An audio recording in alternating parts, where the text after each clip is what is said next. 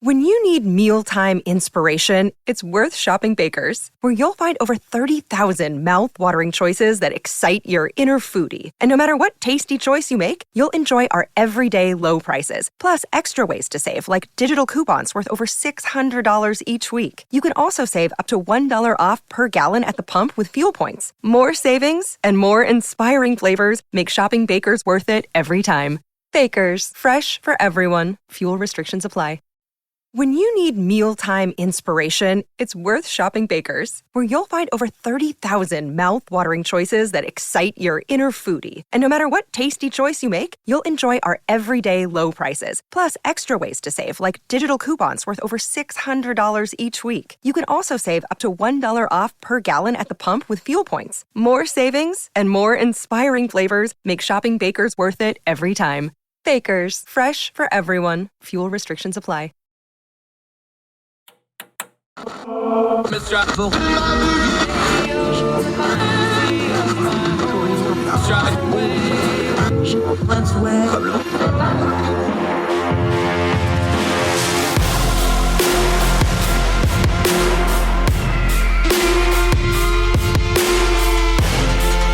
your host, Andrew Donaldson. This is Heard Tell. Welcome back to Heard Tell. Let's talk the politics of information for a minute. We live in an amazing age. Right in the palm of your hand, if you're listening to this on your smartphone or on your desktop or whatever, but let's stick to smartphones for the purposes of this exercise.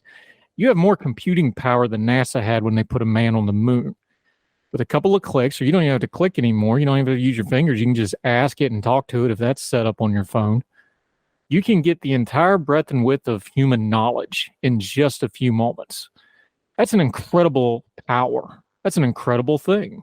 That's a lot of information, more information than millions of people in a million lifetimes could ever probably go through. What do we do with this power?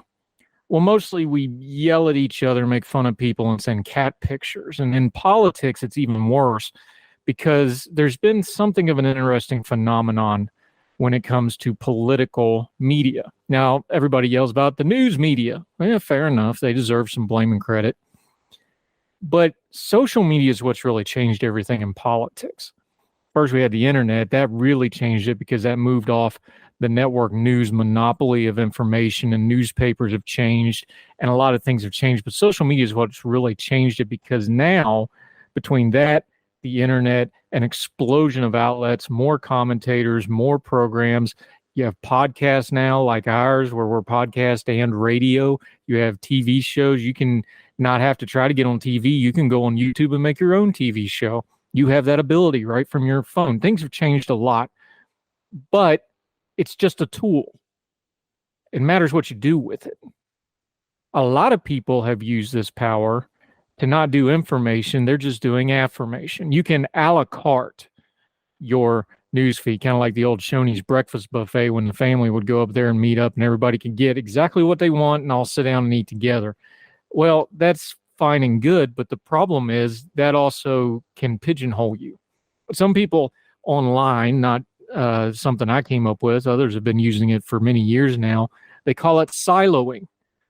You can get down in a silo like the old nuclear deterrent silos. You just sit in your silo and wait for the right viral story to go by or the right message to come in or the right culture war thing or the right political thing to come in. Then you launch your missile onto social media. But the problem is you don't really know what's going on. You're just waiting for that one thing and reacting to it. That's a pretty good metaphor. I think it's something deeper that we actually got to talk about. Politics of information. Why are you following politics, and how does that affect the information you get? Do you take a wide breadth of information in and make a good decision? We talk about it on our program. We want to discern the times we live in. That requires getting good information, requires turning down the noise. It requires putting time on things that matter and putting aside the things that don't. A lot of people can tell me online a lot about Donald Trump and Joe Biden and Hunter Biden and MAGA and pick whatever you want. In your everyday life, how many people can do that? Or is it just your own life? If your online life isn't matching your real life, do you have a good balance going? I'm not accusing anybody. Look, I'm way too online. Part of it's because I do things like Heard Tell and talking heading and writing and things like that. So I got to be more online than I really want to be. But we talk about work-life balance. Do you have a real life on life balance? If the people in your real life aren't talking about it as much as your online folks are, does it really matter that much? Do you have people offline that balance your online? That's a good one to kind of review. Let me ask you this. We've been talking a lot about education. I wrote a column about education this week coming up for the paper for the Fayette Tribune. I'm kind of over people that can tell me everything about Donald Trump or Joe Biden or whatever the hot topic of the day is, but they don't know what the reading level for 4th and 8th graders are in their communities. They don't know what's going on with things like the economy. And I don't mean the big buzzwords where you just yell at whoever's the president, because whoever's the president gets too much blame and too much credit for the economy. It's just a fact. Do you know about the actual economy, like food stores closing, people looking for work, the service sector industry, and how that has completely changed since COVID-19, how people's dollars aren't going so far because of inflation, but the metrics say that they're making more than they did previously, so it catches up. But people don't feel that, so that's why there's a disconnect to the news media presentation of economics. Do you actually talk about those things in a nuanced way that matters? The headlines and the nationalization of news has some good points. More people are aware. Voter engagement's up. Voter participation is up. I believe this next presidential election will once again break the record set in 2020. Now, a lot of that's negative. People are going to vote against somebody, but whatever. At least we're getting it up out of the 50s and into the 60s, and God willing, it'll go even higher and get a more engaged citizenry. But the politics of information matter. What are your politics? What are your information? And are those two meeting in a productive way?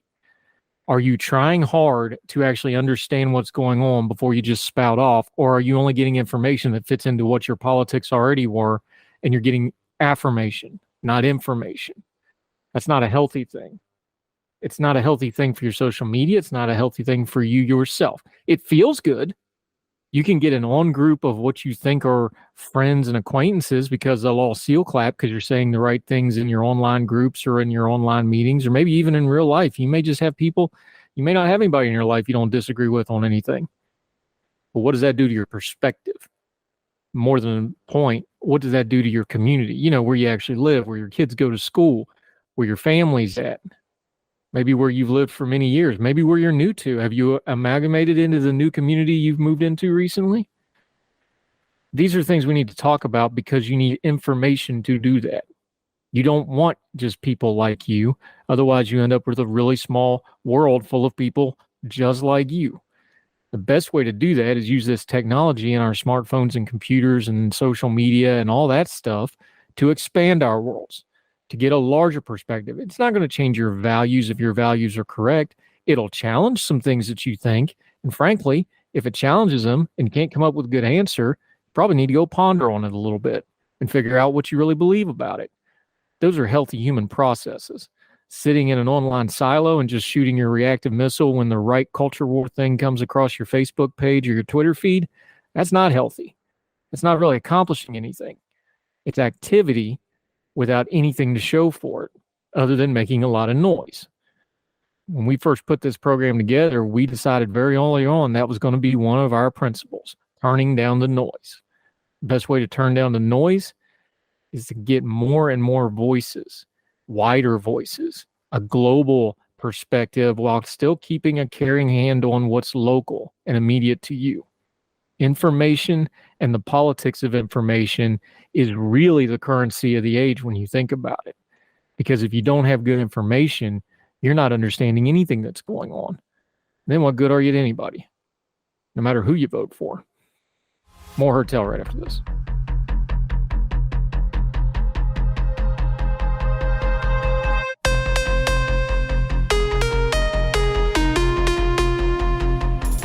At Baker's Pharmacy, care is what's most convenient for you. Care is being here when you need us. We're open evenings and weekends. Care is helping you save more. Most insurance plans and discount cards are accepted at your local Baker's Pharmacy. Care is saving you time by managing your prescriptions online. You can request refills, check order status, and more. Care is convenience that works for everyone. Baker's, a world of care is in store. Services and availability vary by location. Age and other restrictions may apply. For coverage, consult your health insurance company. Visit the pharmacy or our site for details. Get an 11% rebate at Menards. Rust-Oleum Stops Rust Custom 5-in-1 Spray Paint lets you choose from 5 spray patterns with a twist of the dial. It protects indoor and outdoor metal and wood projects for long-lasting results and is available in more than 40 colors. Get started on your painting project at Menards, #1 in customer satisfaction among home improvement retailers according to J.D. Power. For more information, visit jdpower.com/awards. Save big money at Menards.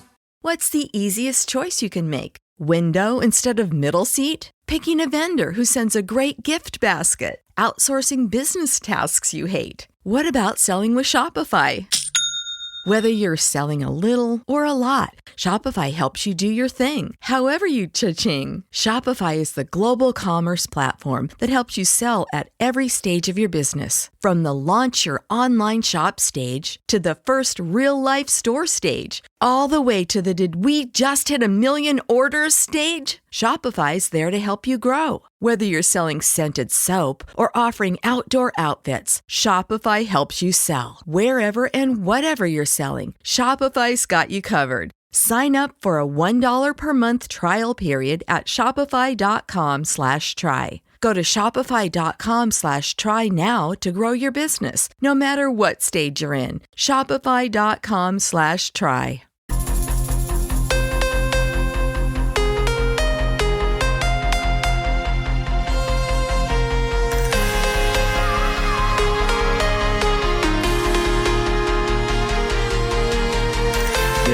Welcome back to Heard Tell. Okay, she's back.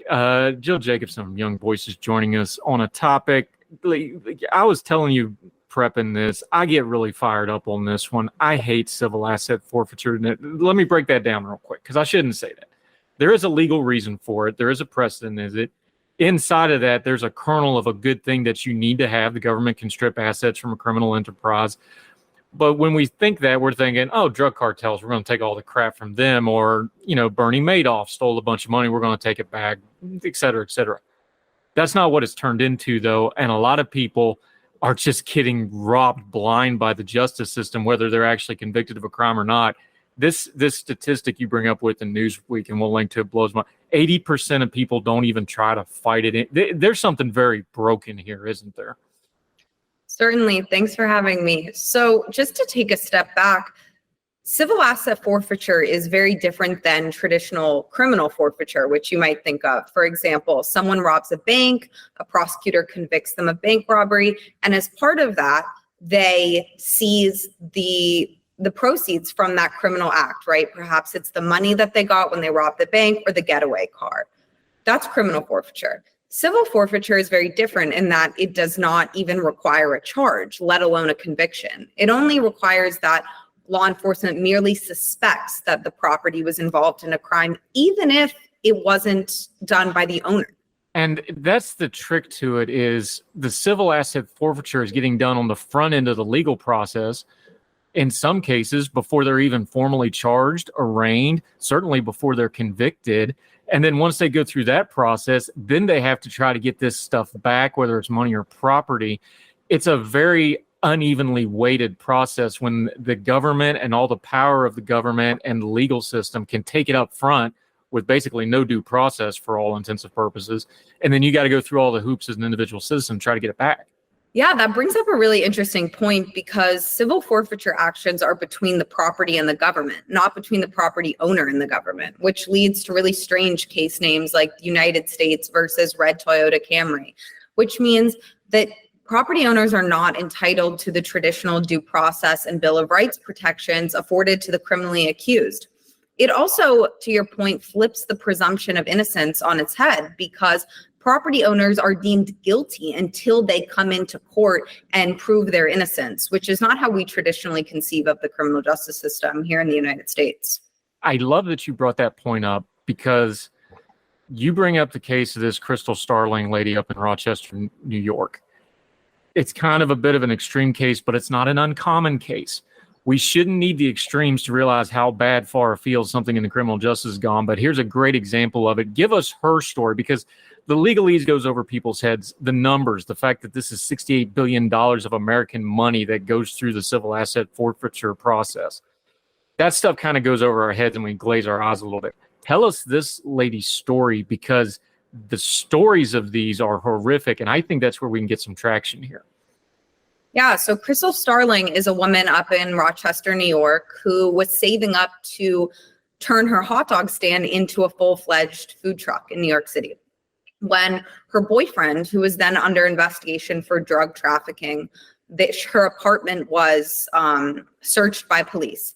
And they seized her entire life savings, all $8,000 that was meant to purchase this food truck, through civil asset forfeiture. It's important to note that Crystal Starling was not involved in her boyfriend's activities whatsoever, and he was actually acquitted on these charges. But she reached out to the U.S. Attorney's Office after her money had been seized as part of this investigation, and they told her that she needed to wait until her boyfriend's case had concluded to initiate her process. And it's important to note that Starling actually proceeded pro se, which means without an attorney.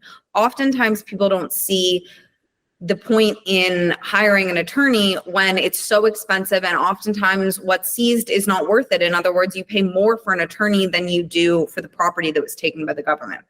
So she hears this information that she must wait, and so that's what she does. And then once her boyfriend has been acquitted on these charges, she reaches out and says, okay, I am ready to initiate my proceeding to get my life savings back. And they say, well, we're not sure who told you that, but the deadline is passed. The court says that it's too late and the filing deadline is over.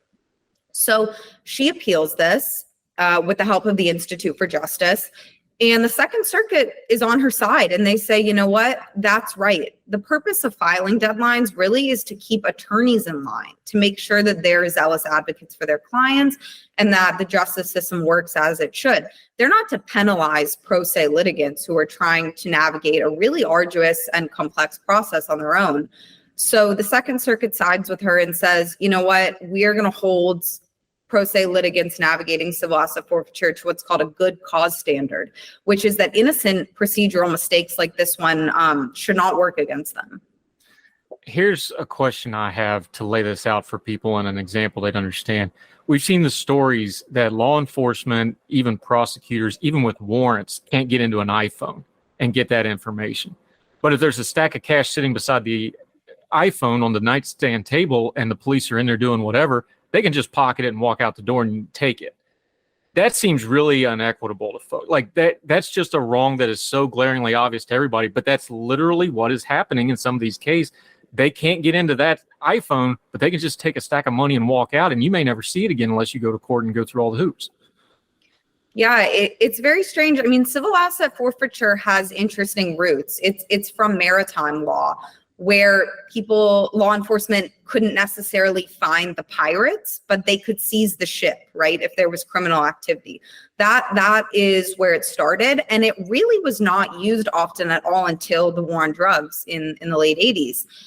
Now, criminal forfeiture has exploded far beyond, I think, what anyone could have imagined at the beginning, into something that really does far more harm, in my opinion, than it does good. People contend that it is a law enforcement tool with serious benefits, but in its current manifestation, I don't think we're seeing that necessarily.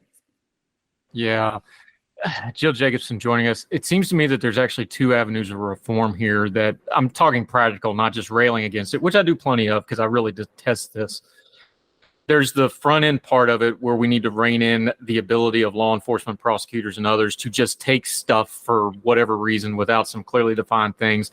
Maybe not a full-blown warrant, but there needs to be some guidelines on that end. Then, as you talk about in your Newsweek article, the process of trying to get it back after also needs reformed. You already talked about things like filing deadlines. There needs to be some kind of a clarification legally that property is still your property, even though it's tied up in the legal system. And you got to have some kind of an expectation of being able to get it back. It seems like both of those ends of the reform need to be done at the same time to really make some headway here. Definitely. Congress is currently looking at the FAIR Act, which is a bipartisan bill to sort of reintroduce some of these core due process protections back into federal civil asset forfeiture. Now, that does very little for the state systems, but at the federal level, that's a start. So listeners can be on the lookout for the progress of that. But frankly, I don't think that we will truly see a just practice until civil asset forfeiture is abolished entirely. What's important to note is that criminal forfeiture exists, right? And it's relatively non-controversial. Once someone is convicted of a crime, the state can seize property used in that crime as part of the conviction itself, sort of at the sentencing phase. What's more controversial is this practice when people are never convicted of a crime, often not even charged, and their property is seized. So I think that would be a great place to start. All right, Jill Jacobson joining us. To put a bow on this a little bit, though, let's bring it back down to that practical level. People who get themselves caught up in the legal process, either by charges or a family member, or there's been cases where, parents involved in the crime, they take stuff from the kids, crazy stuff. We saw the unfortunate case of the newspaper out in the Midwest where they raided the 90-some-year-old mother lived at home, and she ended up having a heart attack the next day just from the process. On a practical level, how do people inform themselves of their rights when it comes to things like dealing with the police? It may not even be a criminal thing. It may just be, hey, somebody ran through my yard. The police come to the door, how they talk to them. Just talk about people's practical rights in these lines when they can object to something, when they can talk about it, what they do have with their property rights. Their phone, let's say somebody's in a traffic accident. They just, hey, I got it on video what this guy did, and hand their phone. That's a problem now. Give people a couple practical things to bring this down to their level of what they should actually know when it comes to their rights, when it comes to things like their personal property. Certainly. I think property and liberty go hand in hand, and we see that in the text of the Constitution. I mean, our founders recognized from the beginning of the United States that property and liberty are intertwined. I think what's most important is education. Much of the public does not know what civil forfeiture is until it impacts them or someone that they know. Knowing your rights is the first step. And I think oftentimes law enforcement take liberties that they shouldn't because they assume that people don't know their rights. So getting educated and knowing your rights is the first step. Jill Jacobson, always thrilled to have her. Young Voices contributor. She's up at Boston College. She studies law and legal things, but still manages to explain it well enough that even I can understand it. That's why we keep having you back. Till we get you on again, let folks know where they can keep up with you and follow you, my friend. Thanks again. I'm Jill C. Jacobson on Twitter. We're going to link to this Newsweek piece. It's got a lot of links in it. It's got some of the precedent, especially that second court precedent. You're going to want to read that one because that's the one that's going to kind of go forward here. Jill Jacobson, appreciate your time, my friend. Thanks again. Yes, ma'am.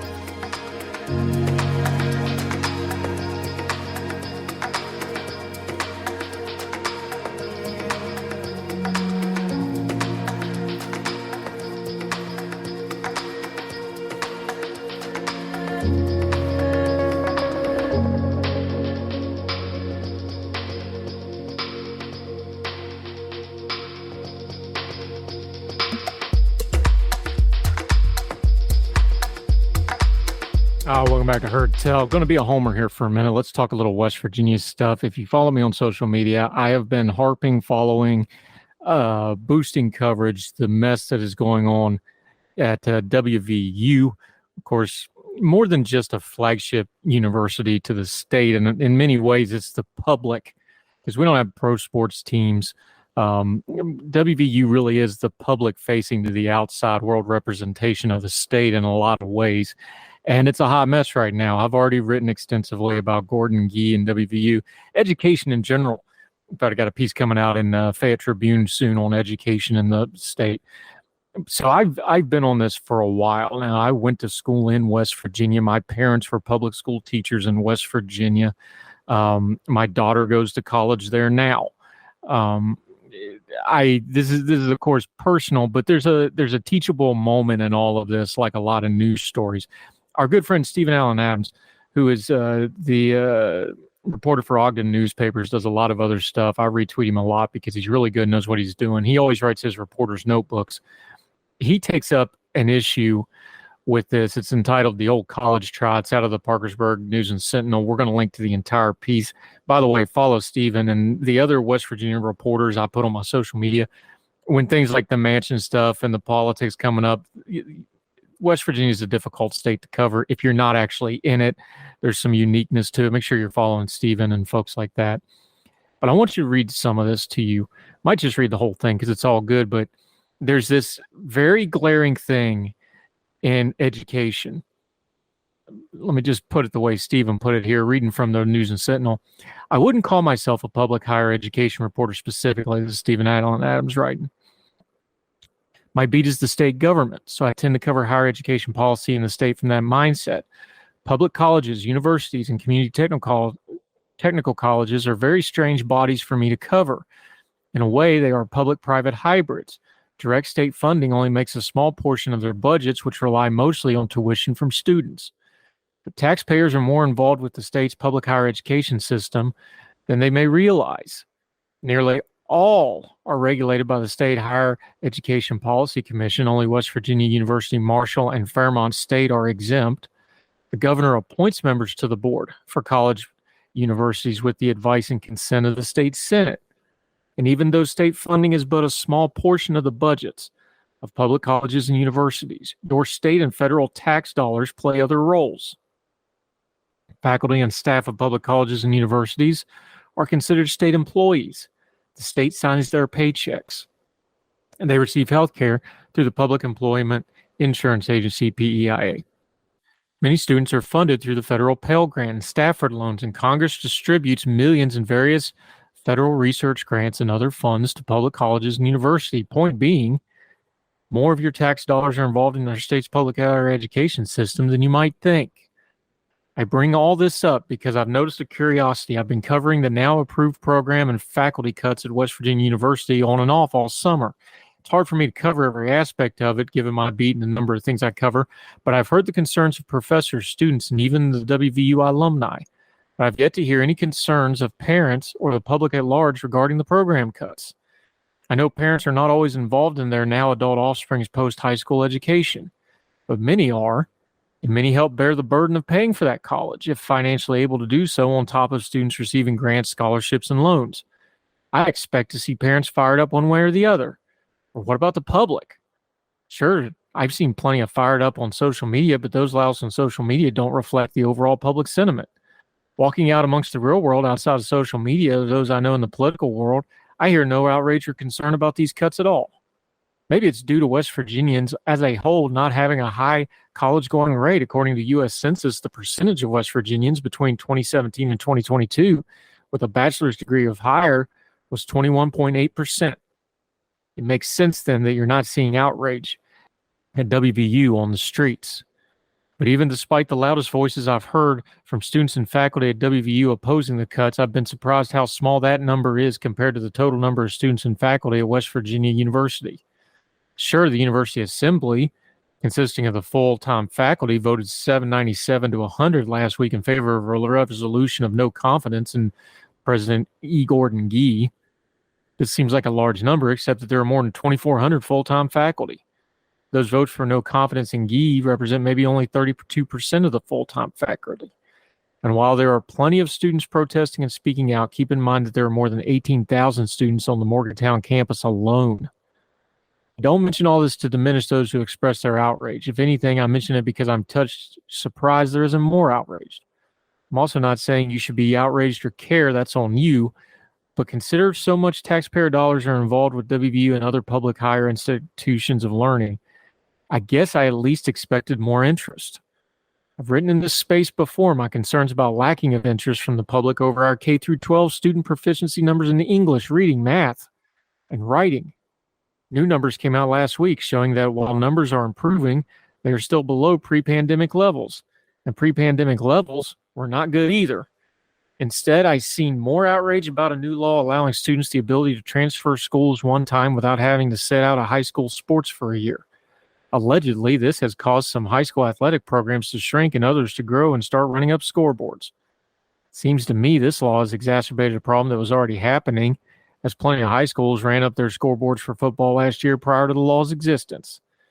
I can easily imagine the same people who appear to not be paying attention to WVU's program cuts probably have many opinions on WVU's basketball and football programs. I just wish we, the public, cared as much about our educational institutions as we do high school and college sports. That's from Stephen Allen Adams. It's in the News and Sentinel. We will link to it. Read the whole piece. Make sure you follow Stephen.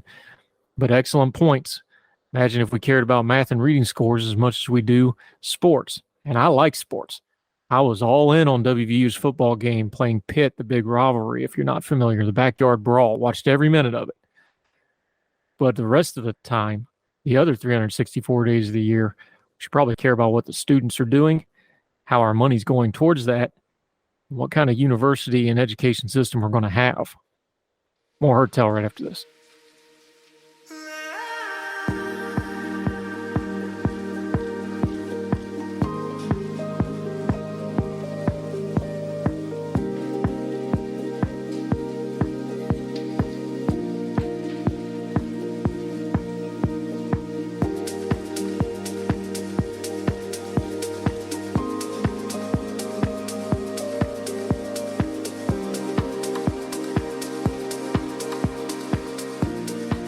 Welcome back to Heard Tell. Okay, you've probably heard tell by now that the Barbie movie is a pink juggernaut. It has surpassed one of them Harry Potter films. I don't know which one, although I've seen them all because I have kids too.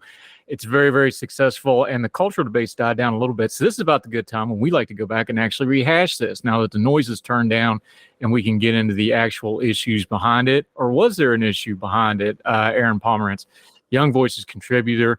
He does this psychology stuff with culture that's going to be really helpful here. Even one of them doctors. Sir, appreciate your time. Welcome to the program.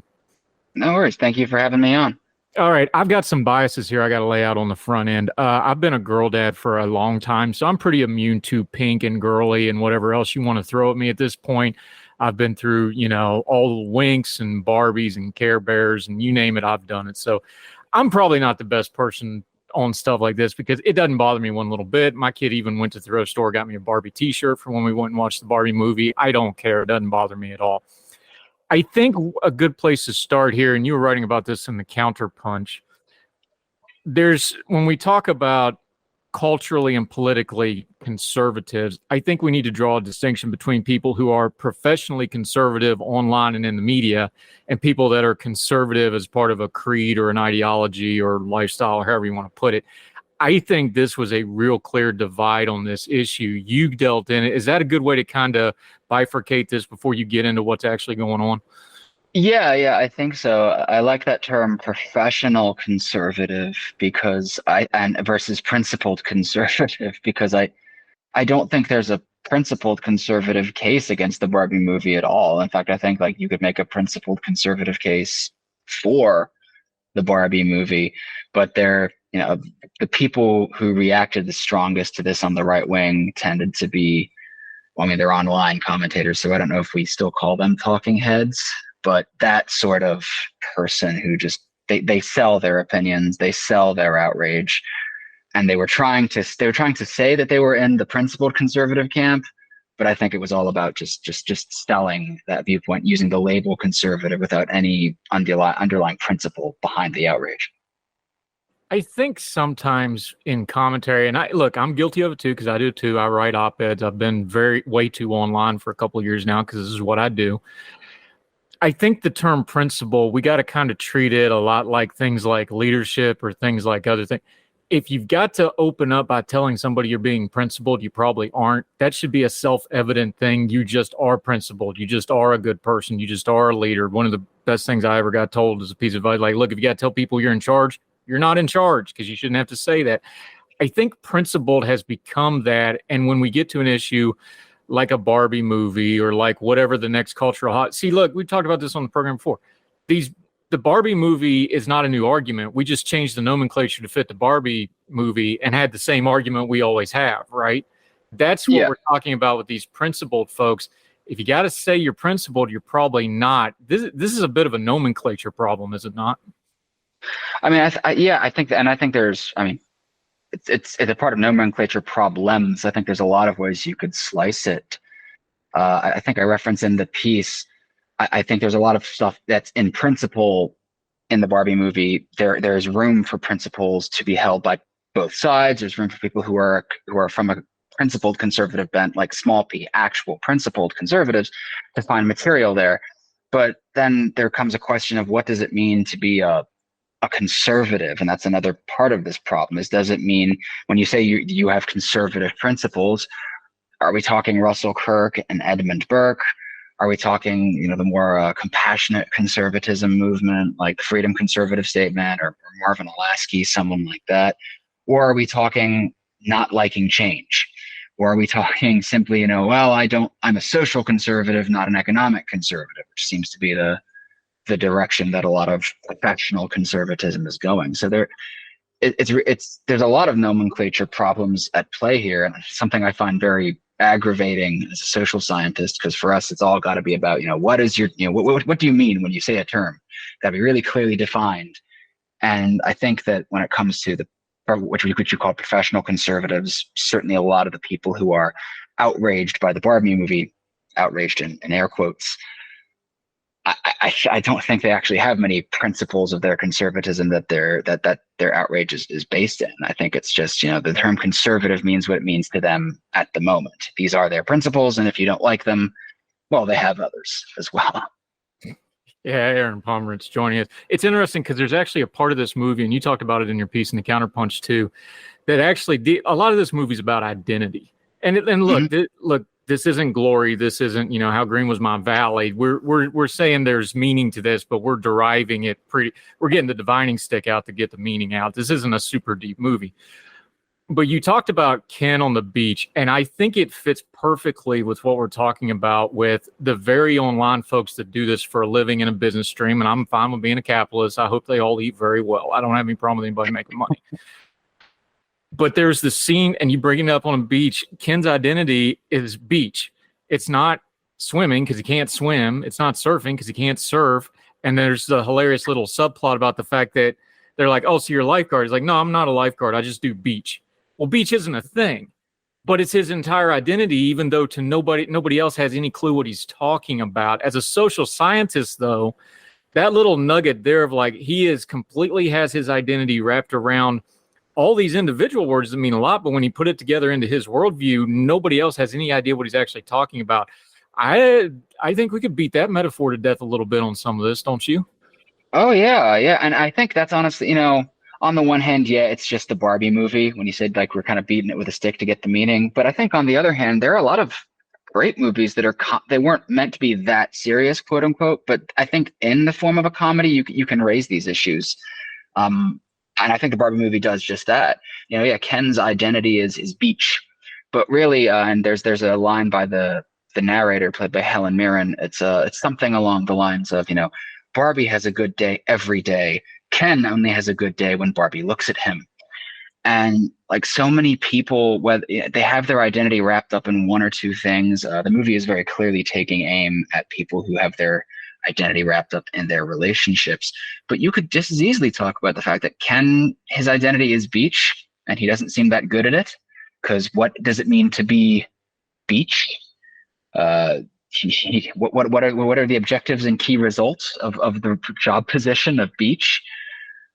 He has no meaning, and that lack of meaning really eats at him, I think, and that's what leaves him vulnerable to radicalization, because he hasn't formed an identity that's self-contained. He hasn't formed an identity that is strong and fulfilling to him. So when he discovers patriarchy, quote unquote, even though he seems to think in the movie it's mostly about horses, when he discovers patriarchy, he becomes radicalized by it. And I actually think that's a really powerful, in a funny way, but still a very powerful way, because it's not preachy, I don't think. It's a good commentary on how with not having a solid identity is actually very dangerous. And this is something that people all over the ideological spectrum have talked about, including people who are like very close to some of the figures who got so outraged about the issue. As a psychologist, I don't agree with him on a lot because he comes from a very different perspective than I do and has gone a direction I'm not really fond of. But something Jordan Peterson did bring attention to, certainly a few years ago, was that very lack of identity and the dangers of a lack of identity. And how a lack of identity, he literally made the point, leaves you open for radicalization. And that's basic psychological truth. And here's the Barbie movie pointing that out, and it's doing it in a funny, accessible way that we can take our kids to. And yet people are getting all up in arms about it, calling it preachy and shrill and saying it hates men. And I'm like, well, in an era where Andrew Tate is supposed to be treated as if he's a serious voice as opposed to a alleged, and that's in very big air quotes, sex trafficker and a self-admitted abuser of women, I think it's worth having the conversation about where men put their identity and how we can have a healthy sense of identity in men, since people like this dude, Andrew Tate, are gaining so much attention from young men whose, even if they wouldn't say that their identity is Beach or Barbie, that seems to be the level of identity they've established.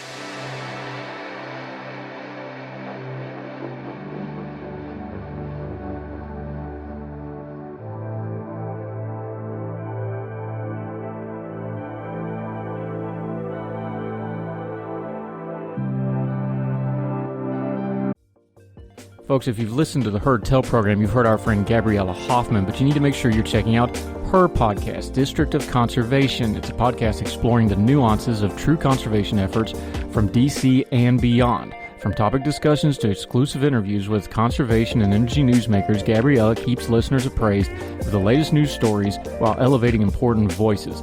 Listen to District of Conservation on Apple Podcasts or wherever podcasts are played.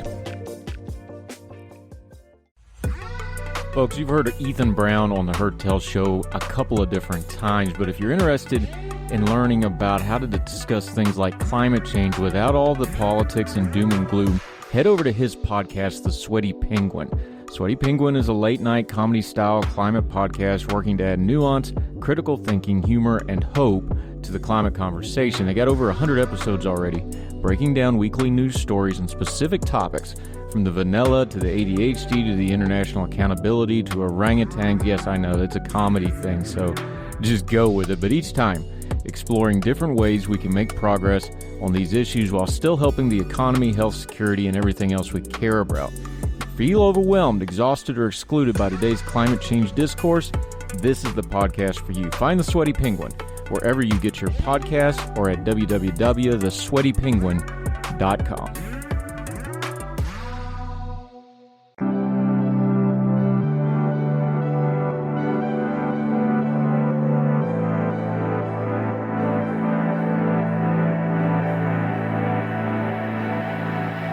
Yeah, Aaron Pomerantz joining us. This gets us to culture and politics because, again, these terms have been beaten to death, but you're a social scientist. Give us some good waypoints on this. Things like projection, things like identity, things like identity politics. We know what identity is. We know what politics is. You put the words together. Now you got this toxic thing you got to explain.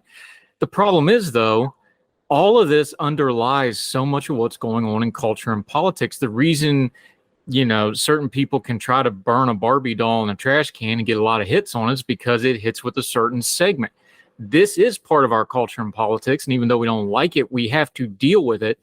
How do we deal with it in a healthier way than just that clickbait, noise, buzzword way that just seems to perpetuate itself? How do we talk about this a little bit more healthy?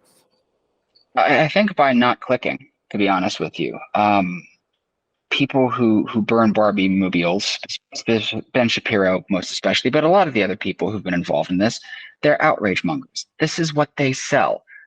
For crying out loud, some of the people yelling about this movie hadn't even seen it. And even Ben Shapiro, who did see the movie, he talked about how he had to be dragged, and it was exactly what he thought it was going to be. Well, that's confirmation bias. That's a classroom example of confirmation bias. He went in expecting to have a bad time, and lo and behold, he had a bad time. Who among us has not gone to a birthday party where we had a similar experience or some similar social engagement? But of course, if we take a step back, we think about it that Ben Shapiro exists to sell the Daily Wire. These other people exist to sell the Daily Wire. Piers Morgan, who also got mad about this, I forget what program he has. I'm sure he has a news program. He's selling himself. And outrage is a very addicting emotion. especially when you combine it with moral righteousness. And you get to say things like, oh, the Barbie movie is a fundamental attack on men. It's undermining our society. The one I found as a fellow girl dad, although my baby is very young, my girl's a toddler. But my least favorite criticism of this was from another Daily Wire contributor, Matt Walsh. She was like, yeah, take your daughters to see this if you want them to be nasty shrews. And I'm like, what movie did you see, man?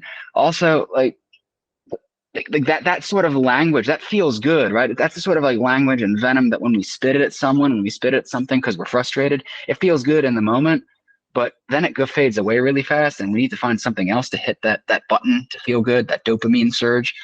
So the simplest solution is to not fall for the outrage. And I'd love to say it's hard to detect when there's outrage, but it's really not. These are not subtle news arguments. You don't click on one of these, so-and-so owns people with facts and logic, or so-and-so destroys the Barbie movie in caps. You know what you're getting when you click on that. Don't click on it.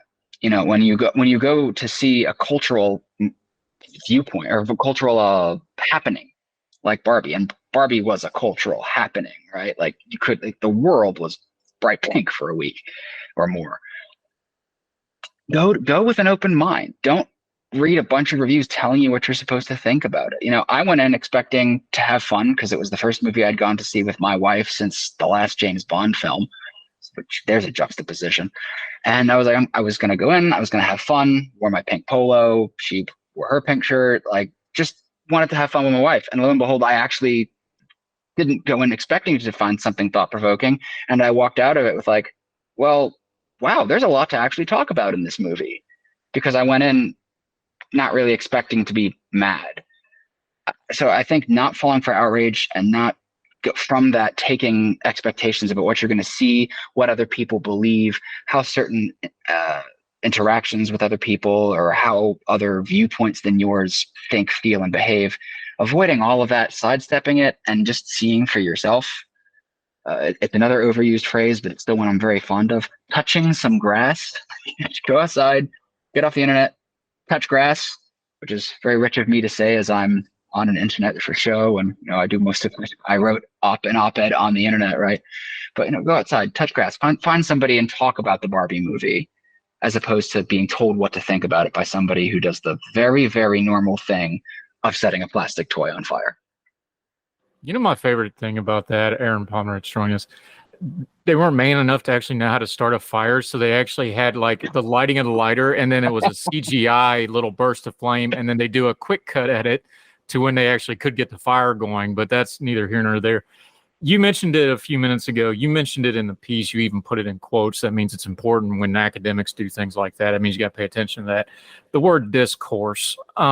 It's an important term to us because we talk about on this, this is the no hollering program. We don't yell, we talk. The debate me bro of a lot of those same people where they're saying they want discourse, they don't want debate. They don't really. They just want, a talking point to counterpunch on and yell further about.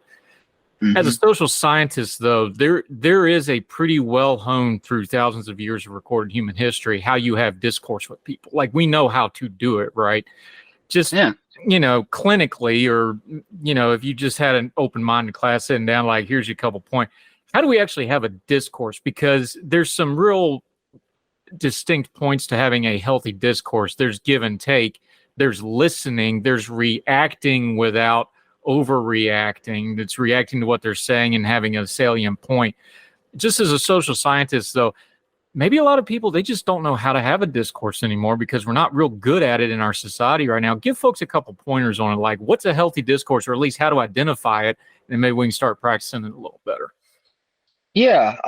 In terms of action items, there's a lot of ways this could go. I think the two most important things, especially when it comes to culture war adjacent stuff, which even though I do not think the Barbie movie was intending to do this, it got dragged into the culture wars. The two things you can cultivate to have a good discourse with other people, even those you disagree with, are number one, intellectual humility, by which I mean acknowledging that you can be wrong, not going around thinking. This is not the same as having an open mind to the point that your brain falls out, right? This is not, oh, I'm always wrong, or you're probably right. This is not being intellectually timid. but going, maybe I'm wrong. And if I am wrong, I am willing to be convinced. Listening to people's arguments. It's why, like, I'll confess, I don't watch a lot of things from these people when they have debates, because they interrupt each other and they interrupt the person they're debating. And I did debate in high school, and and now I'm an academic. It's like you talk over people. Like, that to me is that's it. That's done. So having some intellectual humility, letting people get their arguments out, being willing to approach things with an open mind. That would be number one. And number two would be cultivating some emotional intelligence. Emotional intelligence is sorely lacking, I think, in today's society, especially when it comes to issues like the culture war or politics. But emotional intelligence is also one of the most valuable things you can have. I think there's a reason that it's something that employers look for so strongly in the quote unquote real world.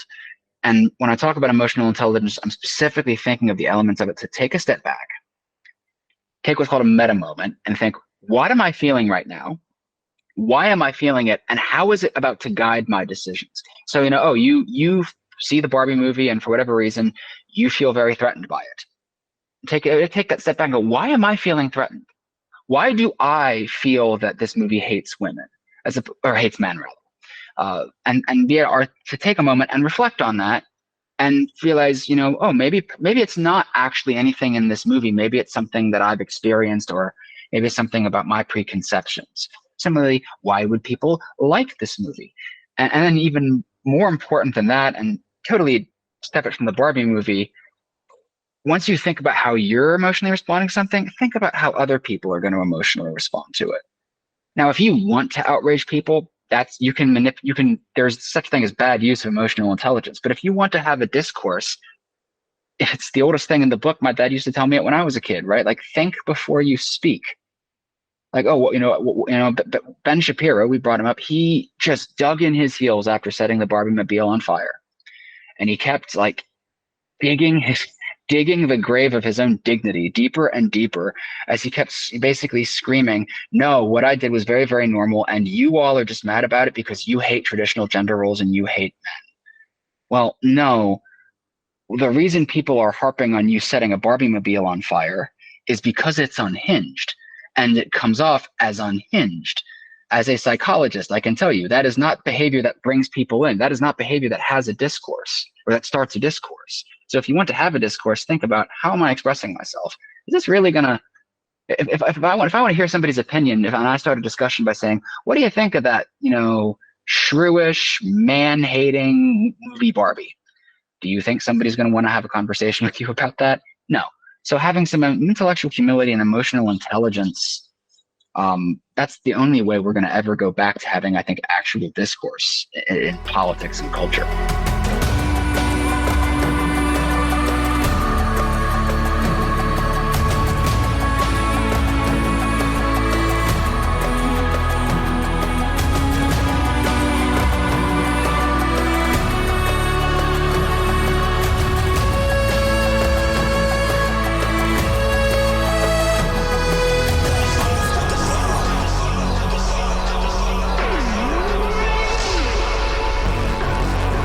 It goes back to one of those things we said earlier, too. We talked about leadership and principles being self-evident.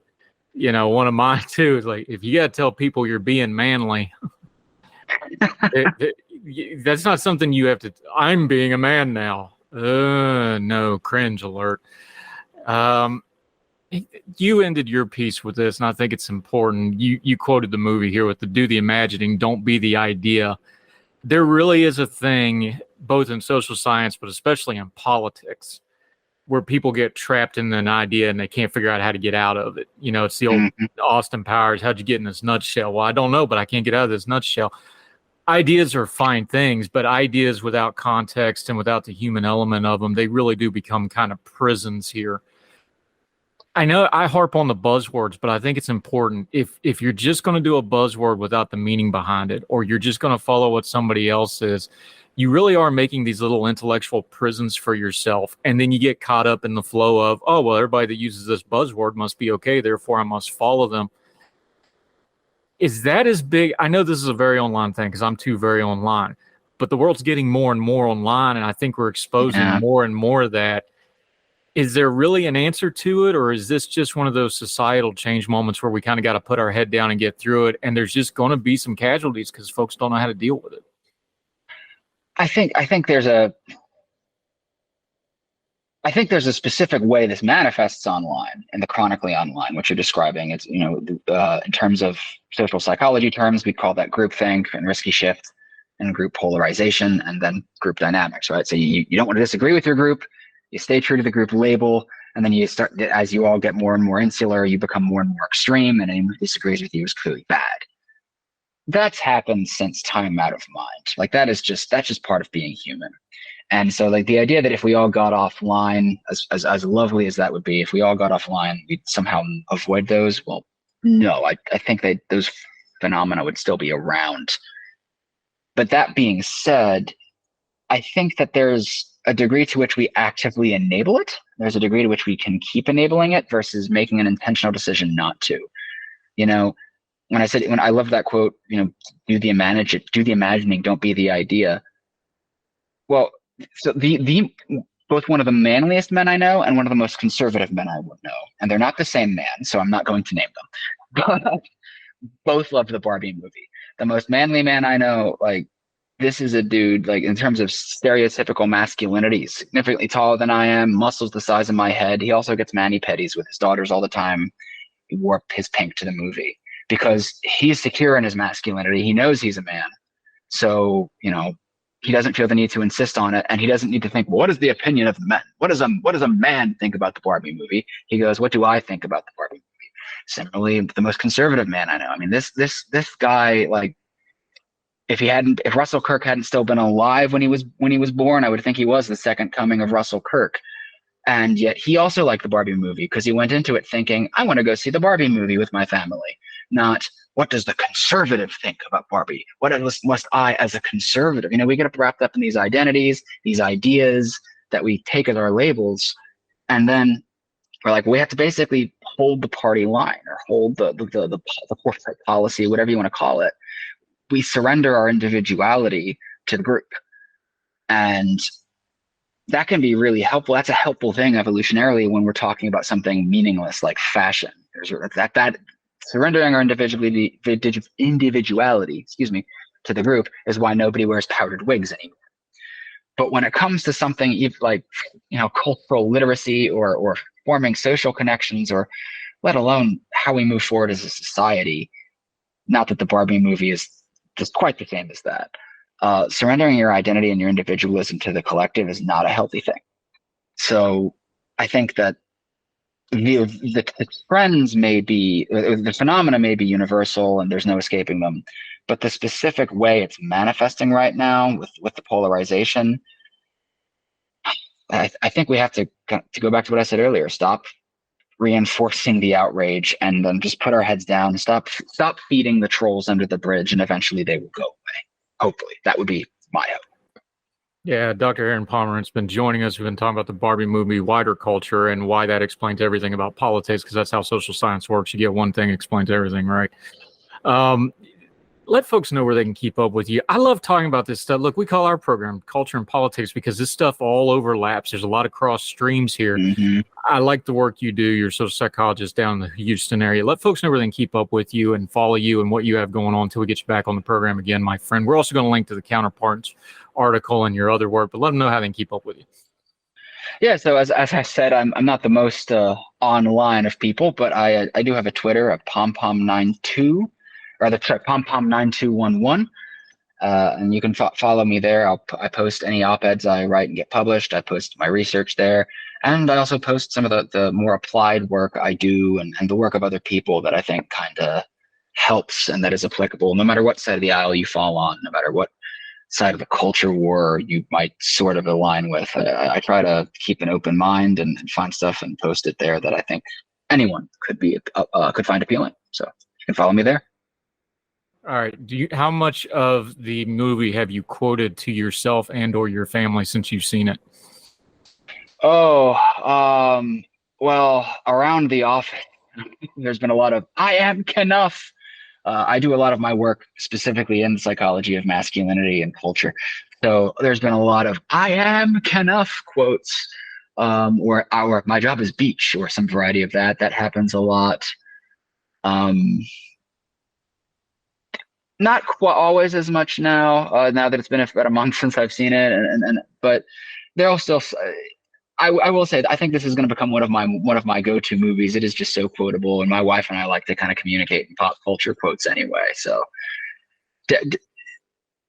yeah, I'll leave it there. Unless I just try to think of like, what was the last time I quoted the Barbie movie? But it was recently, and I will probably do it again before the week is out, just because I like it. The Mojo Dojo Casa House of the Mind would be an excellent piece of, I'll just give you that for free. You don't even have to give me a line for it, but that'll be a good book when you get around to it. Aaron Pomerantz, appreciate your time, sir. Thank you very much. No worries. Thank you for having me. It's been a pleasure.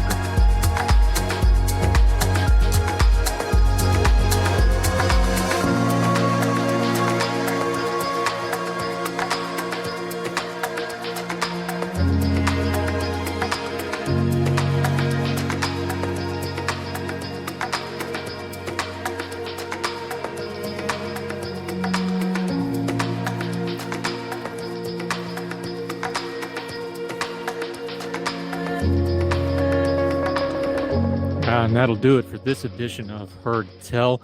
Wherever you are, you can join us through whatever medium you're listening to. If you're on iTunes, Spotify, iHeartRadio, we're even on some podcasts over in India. You folks in India, we see you on the stats. Welcome. Thank you. Drop us a line. We're all over the world and on any podcasting platform you can think of. Make sure you're subscribing and or following or whatever that platform calls it. That helps us keep track of you, lets us know how you're listening to the program. Make sure we can tailor it to get it to you. Heard Tell Show or my name, Andrew Donaldson, on any of those platforms. It'll come right up. But we have a one-stop shop for everything that we do. Heardtell.substack.com. It's completely free. Subscribe. You get everything right into your inbox. Anytime I write, do a media appearance, do a new episode of Heard Tell. We also have Heard Tell specials. We're going to get back to doing the twice on Sunday recap shows. We also have a huge archive, so we're going to have some specials, some best of, things like that, and also some of the food writing from Yonder and Home. We're starting to re-up that as well. We got over 600 episodes of Heard Tell in the archive to start porting over. We're going to be working on that. So sign up for the Substack. Please get you right in your inbox. Never miss anything. Doesn't cost you anything more than a click. Heardtell.substack.com. We sure appreciate it. And follow us on social media. Heard Tell Show on the Twitter. Four for the Fire is my personal Twitter handle. No, we're not going to call it X, but if you could share us and let folks know that our programs are worth checking out, we sure would appreciate it. So wherever you are, across the street or around the world, we hope you're well. We hope you are well fed. We'll talk to you real soon for the next Heard Tell. All the music on Heard Tell is provided under a Creative Content license from monstercat.com. Somos la máquina. Religion is at the intersection of our 21st century life, even if we don't express a faith. At a time when it seems that religion isn't as prevalent as it once was, it still leaves its mark everywhere. As a pastor, I know that religion isn't something I just do on a Sunday, but it's found in every nook and cranny of my life. Sexuality, politics, social media, the economy, war, nationalism, all have some kind of religious angle to them. And as a communicator, I want to find the stories that can help people understand this part of our society that is so important to so many. Hi, I'm Dennis Sanders, and I'm the host of Church and Main. Church and Main is a podcast about the journey of faith and where it intersects with modern life. I look at faith with a journalist's eye, asking the who, where, what, why, and how religion affects some of the major issues of the day. Join me as we journey together.